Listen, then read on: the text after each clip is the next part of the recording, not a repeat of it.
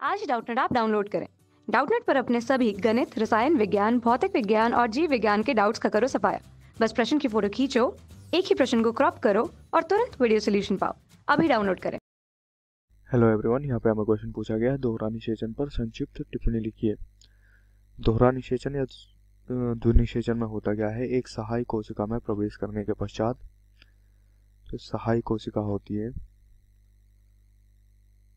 सहायक कोशिका में प्रवेश करने के पश्चात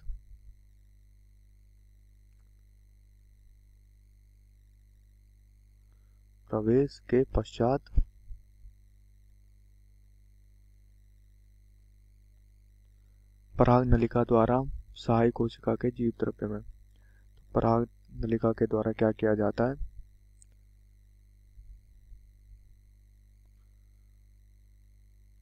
सहायक कोशिका के जीव द्रव्य में क्या छोड़े जाते हैं? दो नर युग्मक छोड़े जाते हैं। तो इन दो में से एक नर युग्मक क्या कर जाता है? एक नर युग्मक अंड कोशिका की ओर गति करता है। तो ये क्या कर देता है? अंड कोशिका की ओर गति करता है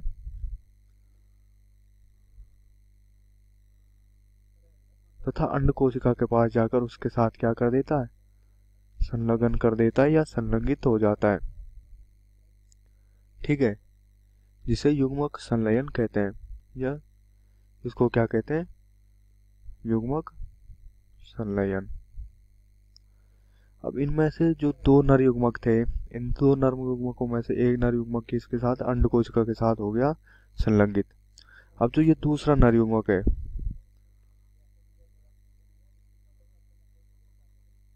ये दूसरा नर युग्मक क्या कर देता है कि वहां पर जो केंद्रीय कोशिकाओं में स्थित दो ध्रुवीय न्यूक्लियाई होती हैं, केंद्रीय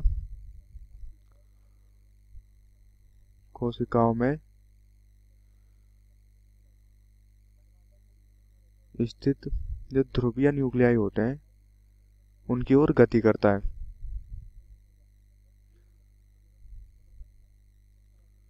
तो ये दूसरा युग्मक क्या कर देता है? इन कोशिका केंद्रीय कोशिकाओं में स्थित जो ये ध्रुवीय न्यूक्लियाई होते हैं इनकी ओर गति करता है तथा इनके साथ क्या कर देता है? संलयन कर देता है। संलयन। और उनसे संलगित होकर त्रिगुणित प्राथमिक भ्रूणपोष केंद्रक बनाता है। तो यहाँ संलगित होकर क्या बना देता है? प्राथमिक भ्रूणपोष केंद्रक, जिसको कि हम प्राइमरी एंडोस्पर्म न्यूक्लियस भी कहते हैं। तो ये क्या होता है? त्रिगुणित होता है। ये स्ट्रक्चर क्या होता है? त्रिगुणित। अब क्या होता है कि जैसा कि इसके अंतर्गत तीन अगुणित न्यूक्लियाई सम्मिलित होते हैं, तो इसके अंतर्गत क्या होते हैं? तीन अगुणित न्यूक्लियाई सम्मिलित होते हैं। तो इसे क्या कहते हैं? त्रिसंलयन। इसलिए इसको क्या कहते हैं? त्रिसंलयन कहते हैं।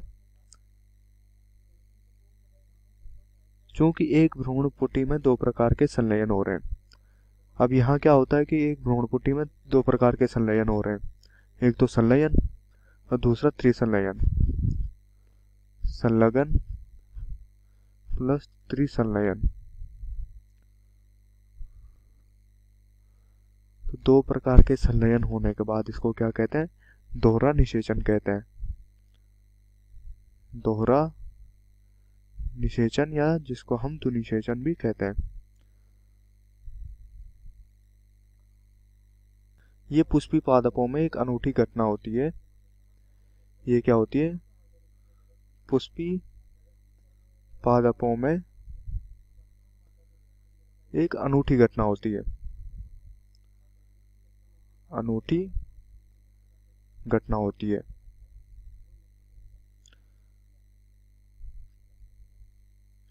त्रिसंलयन के पश्चात केंद्रीय कोशिका प्राथमिक भ्रूणपोष कोशिका बन जाती है। अब त्रिसंलयन के पश्चात क्या होता है? जो प्राथमिक भ्रूणपोष कोशिका होती है, प्राथमिक भ्रूणपोष कोशिका, ये क्या बन जाती है? ये भ्रूणपोष कोशिका बन जाती है भ्रूणपोष। तो ये भ्रूणपोष कोशिका किसके रूप में हो जाती है? भ्रूणपोष के रूप में विकसित हो जाती है, जबकि युग्मनज एक भ्रूण के रूप में विकसित होता है। जबकि जो युग्मनज बनते हैं त्रिसंलयन के पश्चात, वो किसके रूप में? भ्रूण के रूप में